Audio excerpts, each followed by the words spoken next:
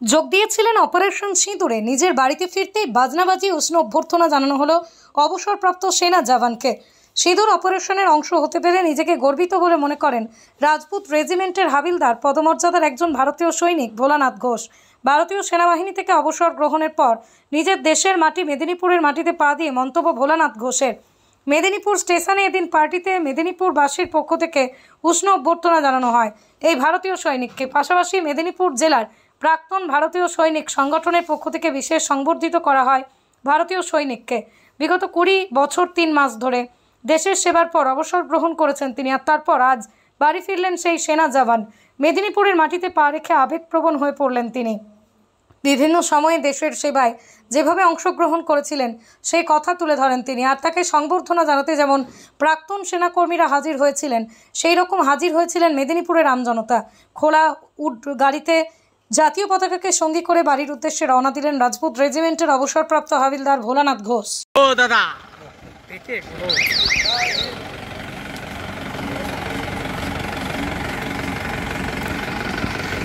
কতদিন পর ফিরছেন, কেমন লাগছে? প্রথমেই ধন্যবাদ জানাই আমার ফ্যামিলি, ওয়াইফ পাপিয়া ঘোষ, আমার মা আঙুরবালা ঘোষ, আমার বড় ভাই শিবশঙ্কর ঘোষ, আমার 2 কন্যা সন্তান, এদেরকে ধন্যবাদ জানাই।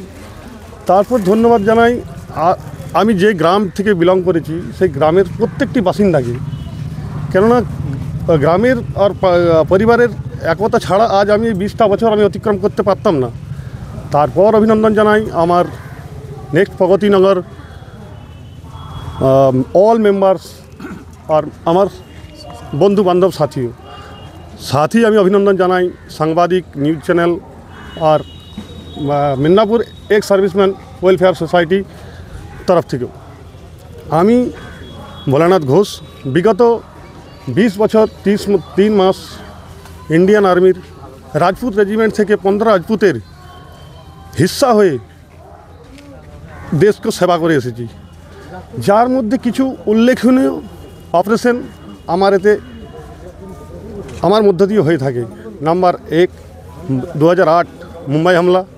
আমি পাঞ্জাব বর্ডারে সেই সময় ডিউটি করি, ওখানে ডিসিবি অকুপায়ের জন্য আমরা সবাই সাথ বেরিয়ে পড়ি। নেক্সট এক গালবন হামলাতে আমরা অপারেশন চালাই। সেই সময় মিসেস আমার সঙ্গে ছিলেন, তা সত্ত্বেও আমাকে যেতে হয় ওখানে ডিসিবি অকুপায়ের জন্য।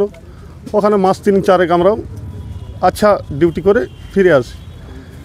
তিস্তা থেকে এক অপারেশন স্নো লেপার্ড, যে আমাদের চায়নার সাথে 2020-তে লড়াই হয়েছিল। স্নো লেপার্ড ওটা অপারেশন, ওর নাম ছিল স্নো লেপার্ড। ওখানে আমি বিগত 4.5 মাস একদম চায়না আর আমাদের ইন্ডিয়ার যে last border major ধানসিং post with finger 1, finger 2, finger 4 যে পাহাড়ি আছে, সেই পাহাড়িতে একক্রমে ডিউটি করে এসেছি।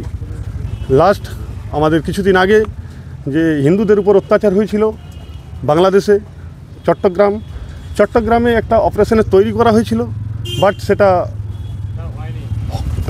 অপারেশন হয়নি, তাতেও আমি হিস্সা ছিলাম।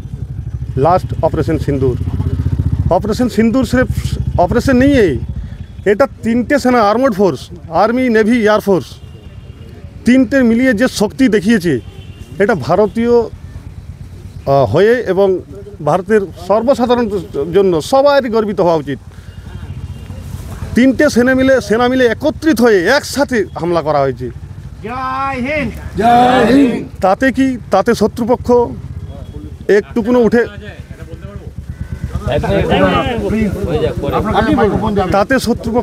একদমই উঠতে পারেনি এবং জিত আমাদের নিশ্চিত হয়।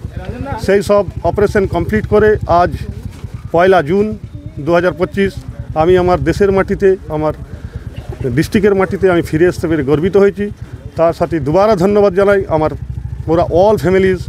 এবং সিন্দুর অপারেশনের অংশ হয়েও তো ছিলেন, সেই অংশ হয়ে থাকাটা কতটা নিজের কাছে হ্যাঁ গর্বিত তো আছেই, বাট একটা অপারেশন চালাতে গেলে যা আমাদের করণীয় আছে সেগুলো করার মধ্য দিয়ে তো অপারেশন করতে হয়, সেই জন্য গর্বিত মনে হয়।